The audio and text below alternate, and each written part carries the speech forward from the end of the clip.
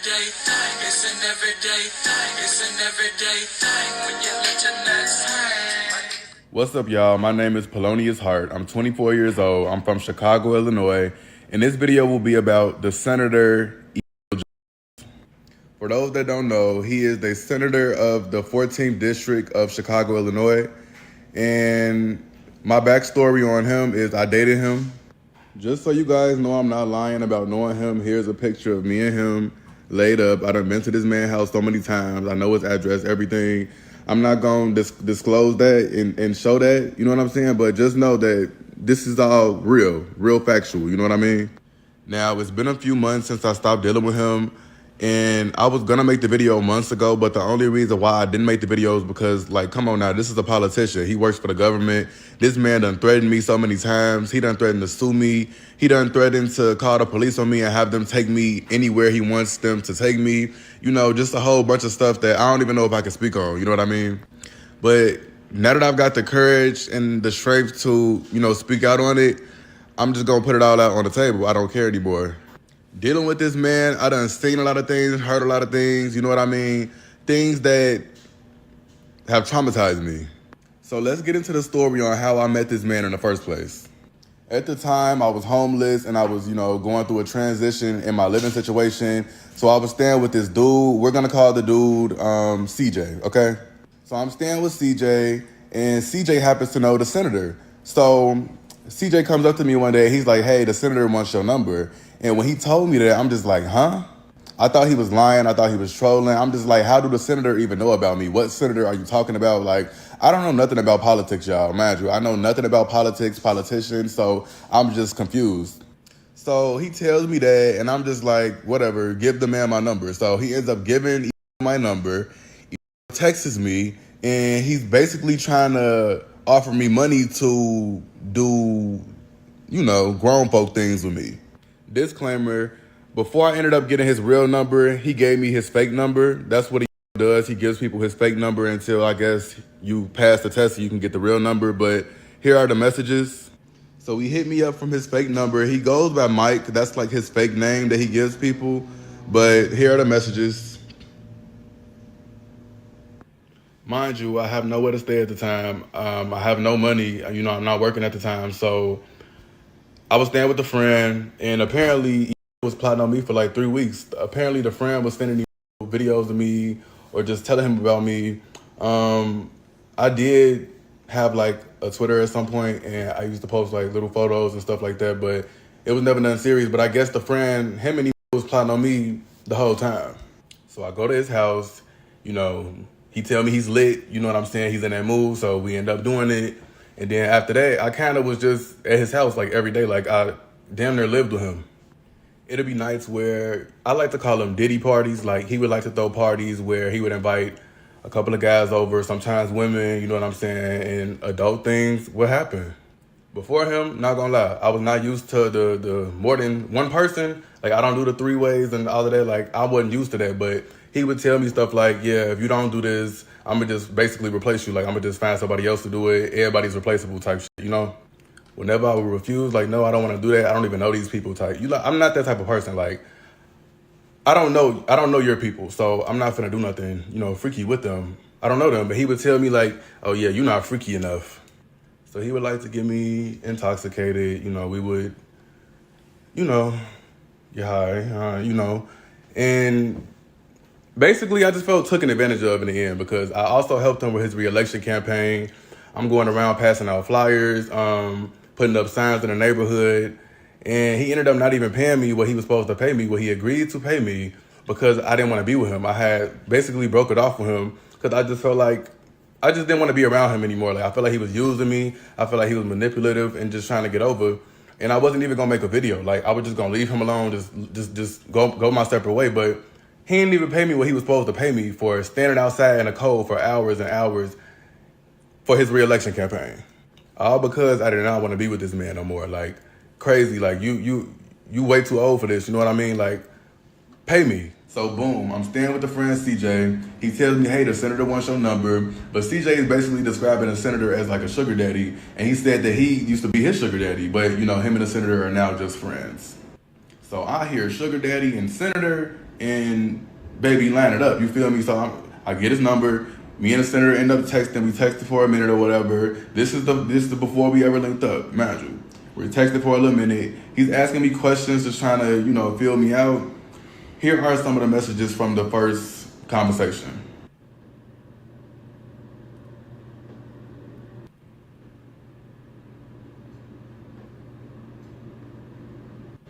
As you can see, he tells me that the freakier I get, the more money I'll get. And I'm not gonna lie, I'm terrified. I don't really do smecks like that. The most I'll do is get mine. You feel me? I don't know what he had in mind for me. That's why I was just like, we'll see. So I get to his house, we smoking, we chilling, vibing, cool. He get to telling me about his ex. I guess him and his ex had literally just took a trip right before I met him. They went out of town, they got into it, and they came back broken up. He was still pretty upset about it. I can tell in the way that he was telling the story. But I'm not the type to badmouth the next man, so I really don't really give a fuck. Next thing you know, he's telling me that his re-election campaign is coming up and that there'll be opportunities for, jobs in that. So I'm like, okay, cool. We go upstairs, we do what we do. After we done, he gets to telling me like, yeah, I'm not really a sugar daddy though. I can guide you in the right direction. I can help you meet these type of people. I could put you in Springfield, you feel me? I done made people into this, you feel me? But I'm not a sugar daddy. Now, at this point, I'm kind of confused and irritated because your friend just said you a sugar daddy. Now you telling me that you're not a sugar daddy. Like, what's going on? Is this a scam? So after that, I just started distancing myself from him, kind of. He would call me, text me, try to reach out to me, but I would kind of be dry or just not respond altogether.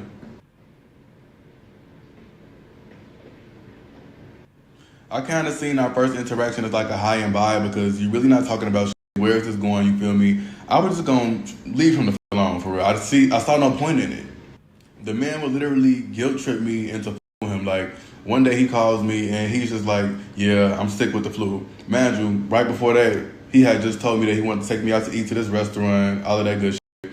Then when the day comes, he tells me that he has the flu. I'm like, okay, cool, feel better, that. A few days go by and I get a call from him and he's basically crying like, oh, I've been sick and you ain't even check up on me and nobody cares and woo woo. So he's just basically guilt tripping me into with him. But y'all, I got a big heart, you feel me? Like, I don't like to leave people lonely. I don't like to, I'm a friend to people. So we started talking on a regular basis because, hey, the man ain't terrible to talk to, you feel me? He's not terrible to be around all the time, you know what I'm saying?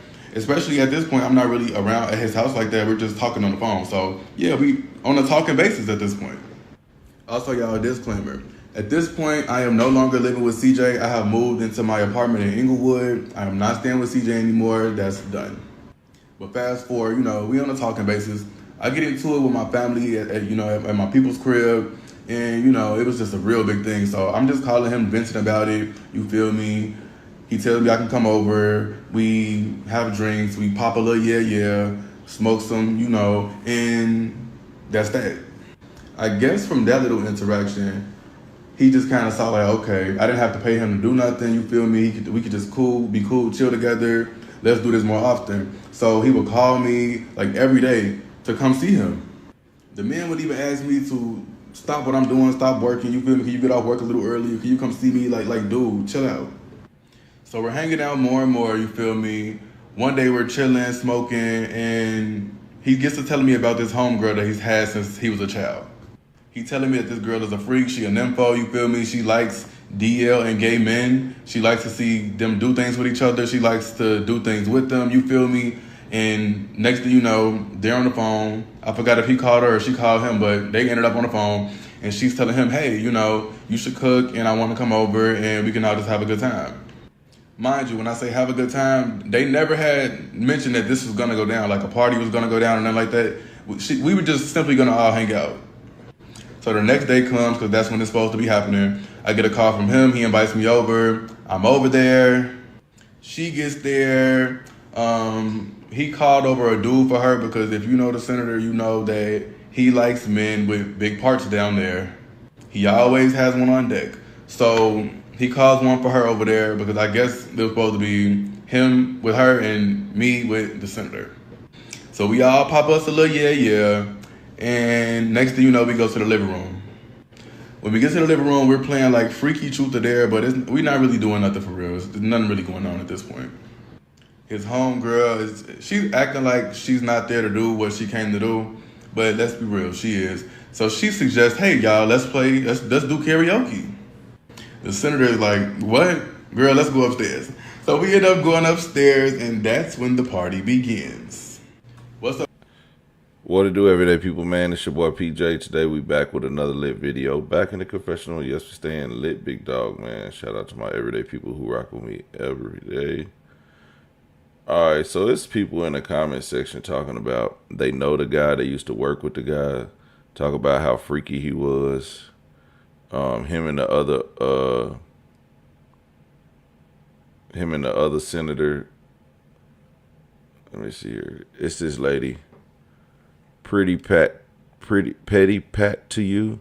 He's not lying. I worked at E&B restaurant, stands for M and Bill Williams. Them politics was some freaky old men into a lot of stuff. My friends used to tell me all the stories she was doing to them.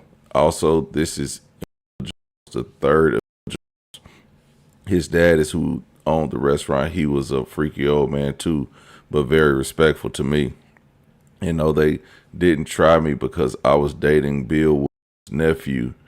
He was part owner of the restaurant as well, but the stories I heard being a waitress there were, woo, something you got to keep to yourself. Somebody said, story time. She ain't get no story time. Then this person says, Polo, it's Jazz. I don't know if you remember, but we met at a house during the election. It's my turn to tell my side of the story. I've been living with him since May, and he just put me and my baby on the street, and I'm pregnant because I can't do what I'm there to do. You know, getting down through there. He getting girls pregnant, getting dudes pregnant, kicking women out, putting hits on people. Hey, man, these Chicago politicians is different, okay? Good God.